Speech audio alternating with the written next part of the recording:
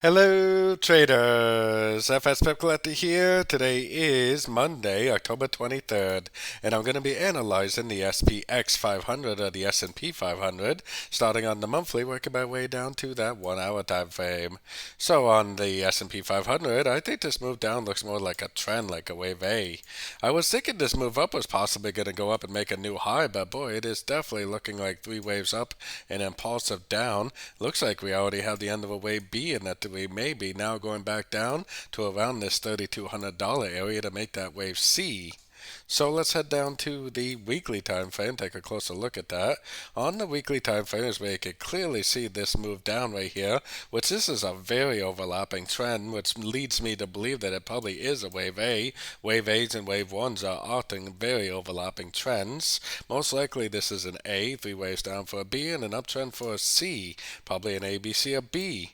Now I was originally thinking this move down was going to be a crescent, but with how strong it is and how it keeps making lower lows, lower highs, I would say that there is a very good chance that this right here is the end of an A, B, C, or B, and it seems to me like this is probably just going to keep on trending down. So let's head down to the daily time frame. On the daily time frame, like I said, it keeps making lower highs, so we are definitely in a move to the downside, which tells me that I will for sure continue to look for shorts on sort of time frames. If it does go up and break structure on like the daily time frame, that definitely would turn me back into a buyer.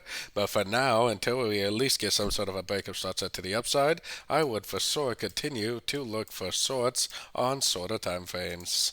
Going down to that 4 hour time frame, well, now in hindsight, we can definitely see that this is an uptrend. A, three waves down. B, 1, 2, 3, 4, 5. C, impulsive down, break of structure. Most likely that was the end of a crescent, and now you can see that we are back into a downtrend. So if it goes up, starts breaking a bunch of structure along the way, then that possibly would turn me back into a buyer. But until something like that happens, I would actually just continue to look for shorts at the end of pullbacks. It very easily could continue to make lower highs, and just keep on trending down. So until proven otherwise with a BOS to the upside, I would continue to look for shorts on shorter time frames. Going down to the 1 hour time frame, our most recent structure is probably right here. So if this makes like a little 1, 2, 3 pattern, makes a lower high, impulsive down, I would definitely take that as a short for the continuation of the downtrend. On the other hand, if it does go up and start breaking some of these major structure levels, then that probably would turn me back into a buyer. But until that happens, I am for sure going to continue to look for shorts on these shorter time frames.